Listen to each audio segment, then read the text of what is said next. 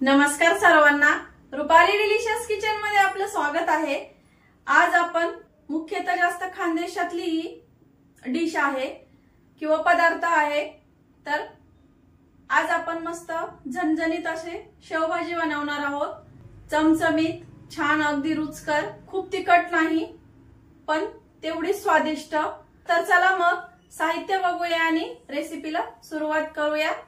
इथं मी भावनगरी शेव घेतली आहे। शेवभाजीला अशी थोडीशी जाडसरच शेव घ्यायची म्हणजे छान लागते। वाटण्यासाठीचं साहित्य घेतलंय आपण। एक टोमॅटो घेतलाय मीडियम साईजचा, तेवढाच आपण एक कांदा घेतलाय, अर्धा इंच आलं, 10 ते 12 लसणाच्या पाकळ्या, 2 चमचे खोबऱ्याचं कीस भरल एवढे असे तुकडे घेतले मी खोबरं, आणि हिरवीगार अशी मस्त कोथिंबीर, फोडणीसाठी जिरं, हळद। हा घरगुती मसाला आहे आमचा, नाशिक स्पेशल काळा मसाला। तुम्हाला ऑनलाईन ऑर्डर करायचा असेल तर तुम्ही करू शकता। मी स्क्रीनवरती तुम्हाला माझा नंबर देईल। आणि चवीपुरतं मीठ घेतलंय इथं। तर मग आता मी कांदा टोमॅटो कट करते आणि आपल्याला वाटण्याची तयारी करून घ्यायची। इथं आता कढई गरम करायला ठेवली आहे। एक छोटासा चमचाभर आपलं तेल टाकायचं आहे। मसाले आपल्याला म्हणजे कांदा टोमॅटो परतायला लागतील एवढंच तेल टाकून घ्यायचं। इथं कांदा टोमॅटो इथं मी कट करून घेतलाय। तेल थोडंसं हलकसं गरम झालं की कांदा टाकून घ्यायचा आहे।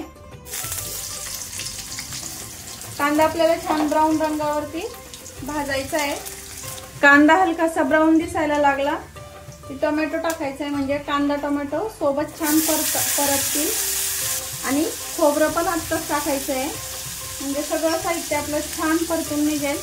इथं मी वाटण थोडंसंच आहे माझं, म्हणजे 3 लोकांना पुरेल एवढंच वाटणाची तयारी करते। 3 ते 4 लोकांना, म्हणून सिंगल परतून घेत नाहीये।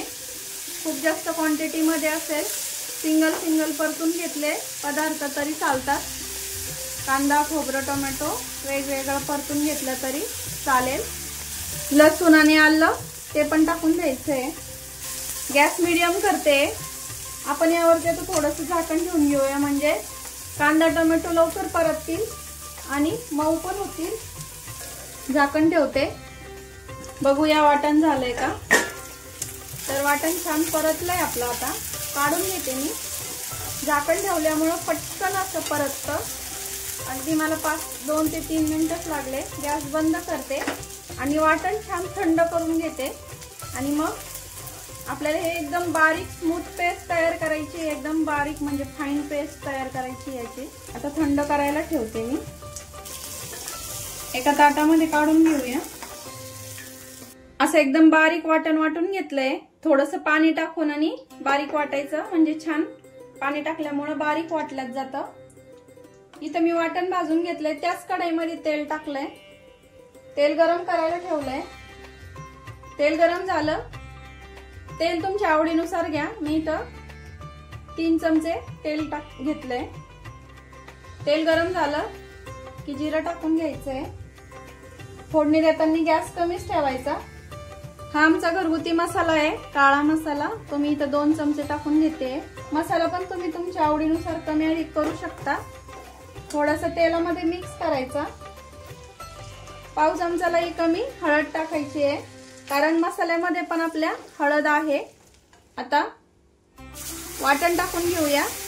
वाटण छान परतून घ्यायचंय तेल सुटेपर्यंत। कांदा खोबरं आणि टोमॅटो पण छान भाजून घेतलेला आहे, त्यामुळे खूप जास्त वेळ लागत नाही वाटण परतण्यासाठी। आता वाटण मी छान भाजून घेते आणि एका साईडला पाणी गरम करायला ठेवणार आहे। वाटण आपलं छान परतलंय, तोपर्यंत इकडे पाणी पण गरम झालं भाजीमध्ये टाकण्यासाठी।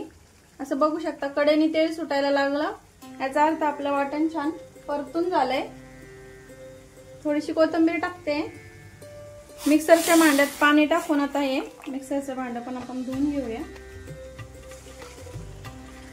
तुम्हाला किती घट्ट हवी भाजी त्यानुसार तुम्ही इथं पाणी टाकून घ्या। पण ही भाजी थोडीशी घट्टसरच छान लागते, खूप जास्त पातळ चांगली नाही लागत। आता एवढी दाटसर ठेवली मी।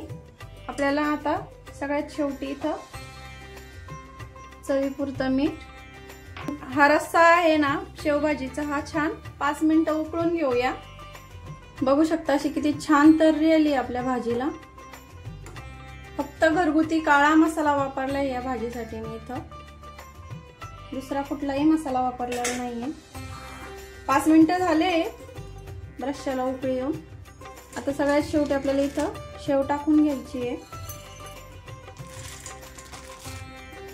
शेव टाकल्याच्या नंतर ही भाजी पुन्हा आणखीन आपल्याला 5 मिनिटं शिजवून घ्यायची आहे। 5 मिनिटं झाले, शेव पण छान शिजली आहे। गॅस बंद करूया आणि सर्व करून घेऊया। इथं आपली मस्त चमचमीत अशी शेव भाजी तयार झालेली आहे। तुम्ही ही भाकरी बरोबर, चपाती बरोबर, नान बरोबर, रोटी बरोबर किंवा भाता बरोबर कुठल्याही कशा बरोबरही छानच लागते ही भाजी। तर मग रेसिपी कशी वाटली कमेंट मध्ये नक्की सांगा। रेसिपी आवडली असेल तर लाईक, शेअर, सबस्क्राईब करायला विसरू नका आणि रेसिपी नक्की ट्राय करा, कारण घरचं जेवण हे खरंच स्वादिष्ट असतं। अशाच नवीन छान छान रेसिपींसोबत पुन्हा भेटूया, तोपर्यंत बाय बाय।